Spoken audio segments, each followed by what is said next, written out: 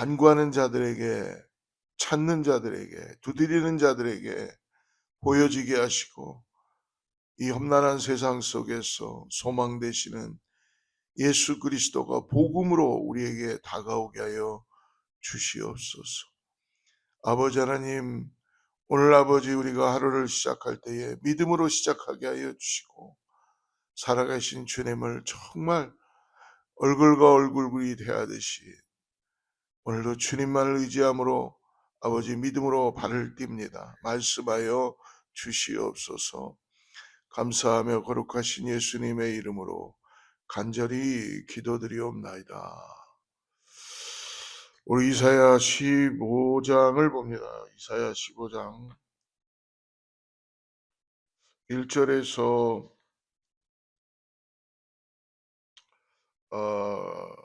9절까지인데요.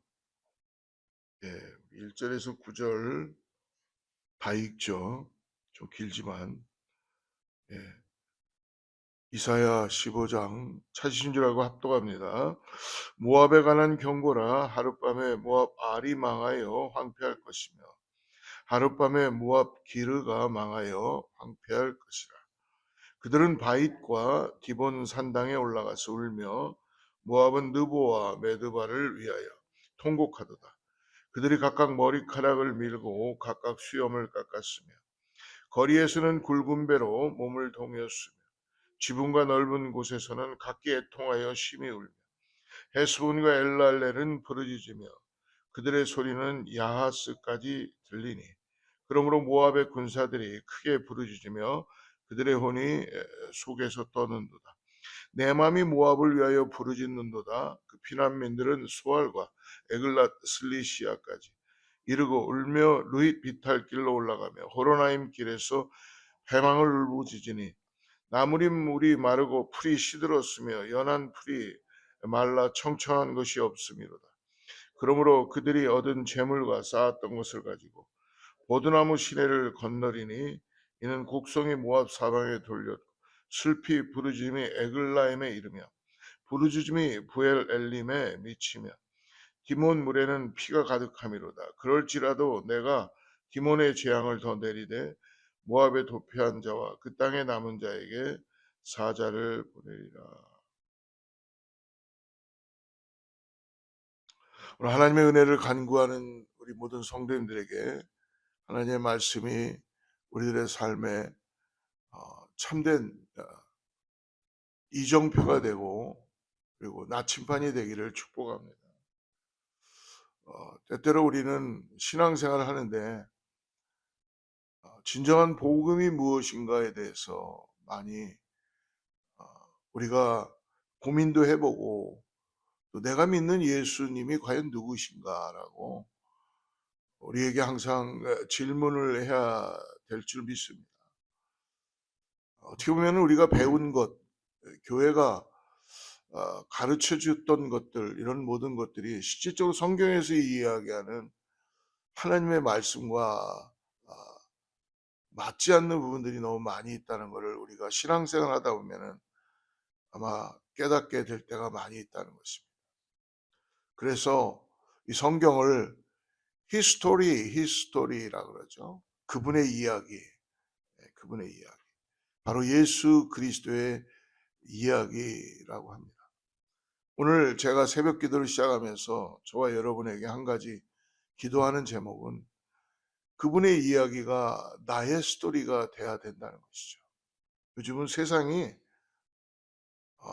어디로 가는지 모르기 때문에 인터넷이나 유튜브나 쇼츠나 이런 것들이 너무나 발달이 되어 있어서 사람들의 감각을 굉장히 빨리 뭔가 결정하고 선택하는 것 같지만 실질적으로 히스 스토리, 하나님과의 관계는 점점 멀어지게 된다는 것입니다. 이전에 우리 부모님들은 어려움이 오고 힘듦이 있으면 밤새도록 기도하셨어요. 그 이유가 뭐냐면 방법이 없기 때문에. 방법이 없으니까 그냥 교회당 와서 무릎 꿇고 기도하는 것뿐이 없었어요. 그래도 응답이 될지 안 될지 모르죠. 어쨌든 매달릴 분은 하나님뿐이 없다 보니까 이 히스토리 하나님 말씀 붙잡고 그냥 하나님께 기도하는 것 말고는 없었습니다. 어디를 가야 되는데 잘 모를 때도 기도하는 방법 말고는 없었어요. 근데 요즘은 시대가 너무나 발달해서 단추만 하나 누르면 남이 해 놓은 답을 다 우리는 마치 내 답인 양, 이분 신앙도 남이 해 놨던 신앙, 남이 간증해 놓은 것들, 남이 묵상해 놓은 것들을 이것이 마치 내 것인 양 만족함을 가지고, 이게 마치 우리의 신앙생활인 양 우리는 어떻게 보면 속고 살고 있는지도 하나님하고는 전혀 무관한 것입니다. 하나님은 살아서 역사하셔서 나의 갈망을 보시고 나의 기도를 들어주시고 나의 고민 속에 함께 하시며 나의 삶에서 나의 묵상 가운데 하나님은 말씀해 주시고 응답해 주시고 가야 될 길을 보게 해 주시고 일으켜 주시고, 쓰러졌을 때 또 하나님께서 성령의 능력으로 일어날 수 있도록 힘과 용기와 분별을 주시고, 그런 어떤 my story, 우리들의 스토리를 다 가지고 있어야 되는데, 과연 얼마나 이 땅에 살고 있는 신앙인이라고 하는 우리들이 하나님을 정말 내가 나를 구원하셨다는 그분이 어떤 분인가를 한 번이라도 고민해 보고, 정말 그분이 살아계신가? 그분이 정말 나의 기도를 들어주시나? 아니면 그분이 정말 어떠한 분인가라는 거를 우리는 정말 오늘 이 아침에 한번 고민해 보며 이 말씀을 그래서 우리에게 허락해 주신다고 믿습니다.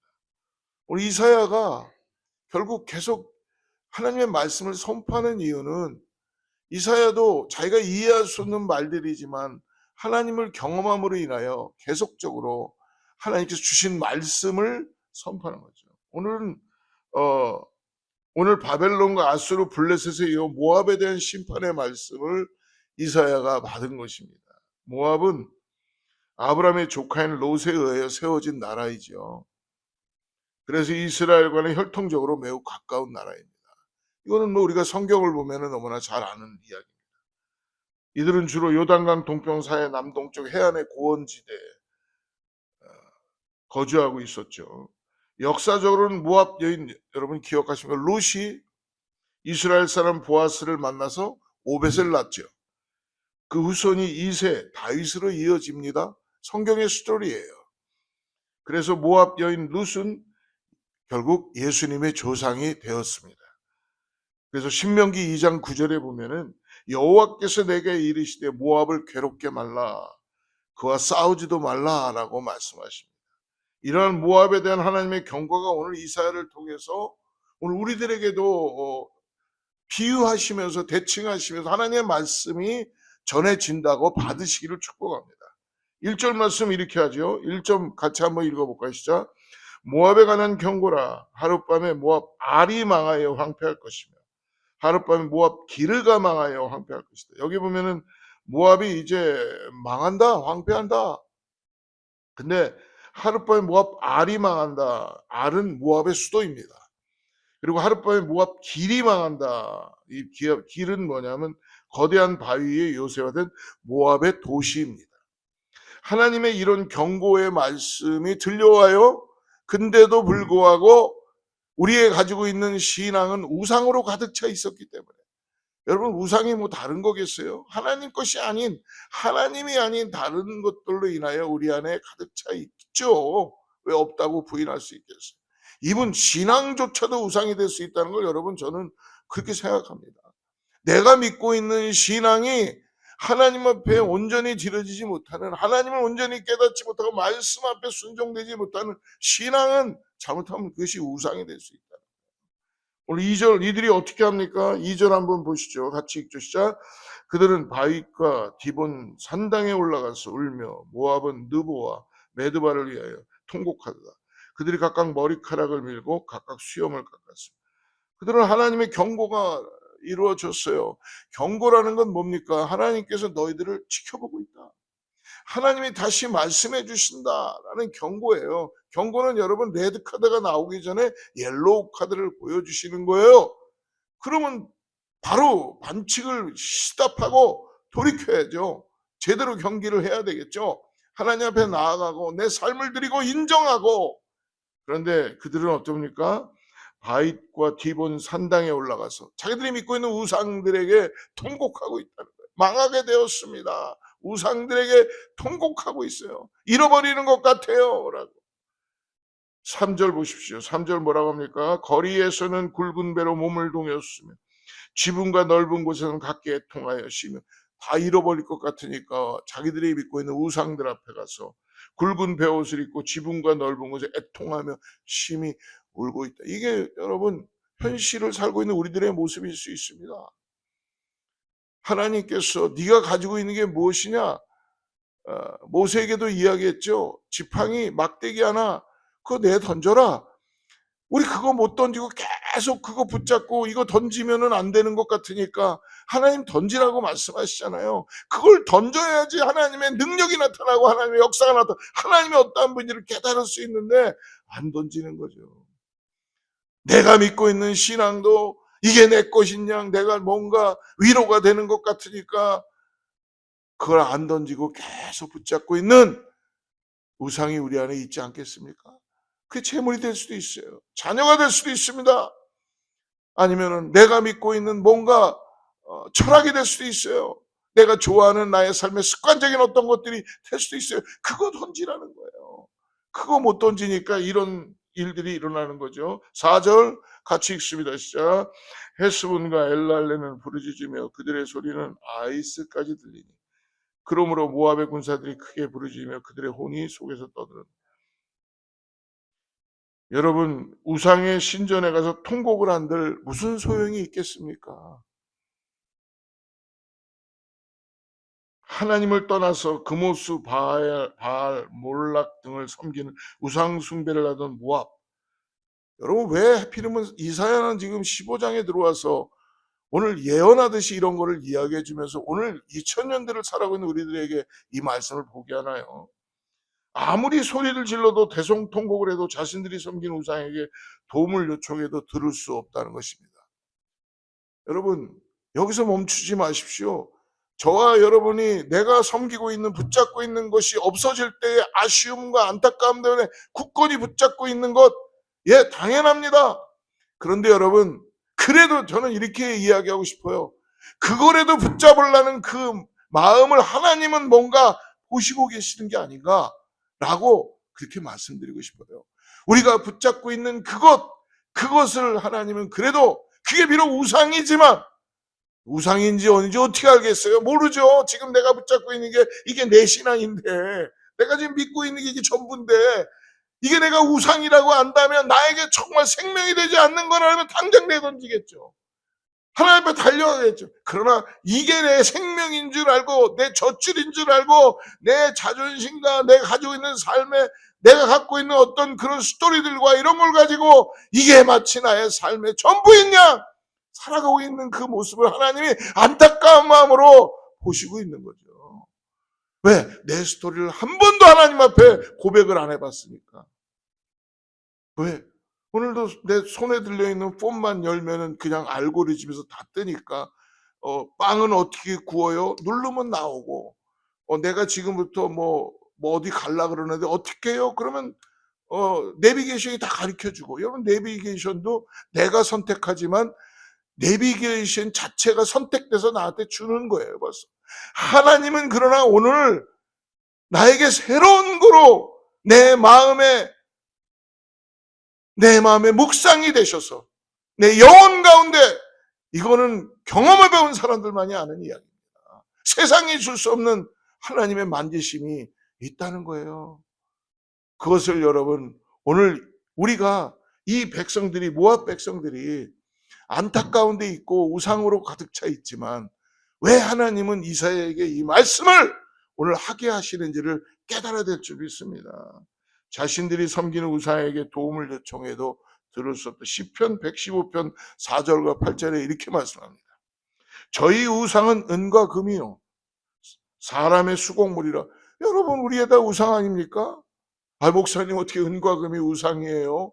사람들이 나를 공급해 주는 게 어떻게 나 이거로 살고 있는데요. 근데 보십시오. 입이 있어도 말하지 못하면 눈이 있어도 보지. 그건 눈이 있어도 말하지 못하고 입이 있어도 말하지 못하고 눈이 있어도 보지도 못한대요. 귀가 있어도 듣지 못하면 코가 있어도 생명이 없다는 거예요. 다 사라져 버린다는 겁니다. 손이 있어도 만지지 못하며 발이 있어도 걷지 못하며 목구멍으로 소리도 못하느니라. 우상을 만드는 자와 그것을 의지하는 자가 다. 여러분, 우리가 금과 은이 있어야 돼요. 먹고 살아야죠. 발도 있어서 가야 됩니다. 그런데 여러분, 그것을 의지하는 자가 되면 안 된다.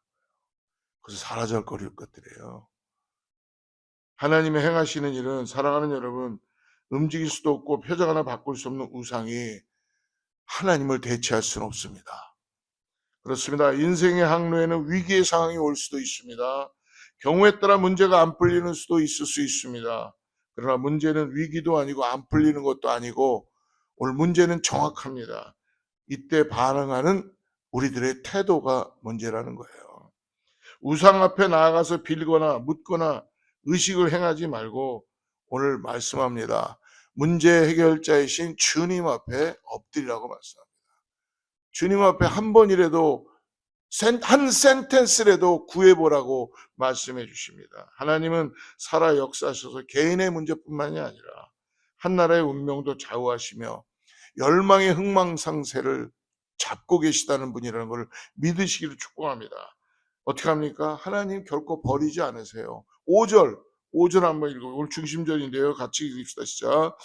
내 마음이 모압을 위하여 부르짖는도다. 그 피난민들은 소알과 에글랏 슬리시아까지 이르고 울며 루잇 비탈길로 올라가며 호로나임 길에서 패망을 울부짖으니.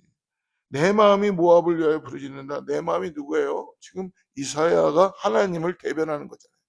하나님의 마음이, 이사야가 모압을 위하여 부르짖는데 하나님의 마음이 지금 모압을 위하여 부르짖고 계시다. 모압 백성들이 산당에 올라가서 우상 앞에 통곡하는 것과 이 이사야의 부르짖음에, 이 하나님의 부르짖음, 이사야의 부르짖음의 차원은 다른 것이라는 걸 여러분 꼭 우리가 마음에 새기기를 바랍니다. 형제 나라 모압의 재앙을 보면서 지금 이사야의 마음이 하나님의 마음이 된 거예요. 긍휼한 마음이 된 거예요. 마음이 아픈 거예요. 죄 가운데 빠져가는 저들을 보면서 이게 복음의 역사 아닙니까? 부르짖고 있는 것이, 이것이 아버지의 마음입니다. 비록 그들이 우상 숭배의 결과로 하루아침에 심판을 당하긴 해도 그들이 주님께 돌아와 구원받기를 바라기 때문에 이사야가 모압을 위하여 지금 하나님의 마음을 가지고 하나님을 대변하며 부르짖고 있다는 것입니다. 그렇습니다. 사랑하는 성도 여러분, 오늘 우리 주위에 믿지 않는 식구들, 친구들, 그들을 향하여 오늘 우리가 해야 될 게 뭡니까? 하나님의 마음을 품고 하나님의 뜻을 대해서 부르짖고 기도해야 될 줄 믿습니다. 이제 내가 자랑하던 세상의 풍요와 안락을 내려놓고 온 세상을 향해 탄식하신 하나님의 애통한 마음을 함께 품으며, 오늘 하나님께서 이 모압 족속에 가지고 있는 이 우상을 바라보는 이 마음을 보고 애통해 하시지만 그들을 돌이키길 원하시는 그 마음이 오늘 우리들을 살고 있는 이 땅을 살고 있는 우리들의 마음이라는 걸 깨닫고, 오늘 여러분 다른 거 없습니다. 오늘 하나님 앞에 나아가시길 바랍니다. 하나님 앞에 내 마음을 드리고 주님 안에 묵상하며 하나님을 의지하고, 이제 예수 그리스도의 스토리를 통하여서 나에게 말씀하시는 나의 스토리를, 각자의 스토리를 쓰시기를 주로 축복합니다. 기도하겠습니다. 하나님 감사합니다. 오늘 두 종류의 울부짖음을 보았습니다. 하룻밤에 무너지는 모압의 모습 봅니다. 어리석은 모압의 백성들의 모습도 봅니다. 또 우상의 신전에서 통곡하는 모습을 봅니다. 어떻게 보면 부질없는 모습 같습니다. 주님, 죄에 대한 우리들의 양심이 무뎌지지 않도록 깨어서 오늘도 기도합니다. 형제의 재앙을 보면서 마음 아파 울부짖는 이 이사야 선지자가 아버지 하나님의 마음인지를 믿습니다. 오늘 우리들에게 주님의 마음을 갖게 하여 주시옵소서. 나의 가족, 친구, 친척, 이웃들을 위해서 이사야의 부르짖는 것처럼 긍휼한 마음, 불쌍한 마음, 복음의 마음을 가지고 아버지의 마음을 가지고 나아갈 수 있도록 우리를 먼저 주님의 은혜의 스토리를 써나갈 수 있도록 함께하여 주시옵소서. 오늘 교회가 기도합니다. 많은 일들이 놓여져 있습니다.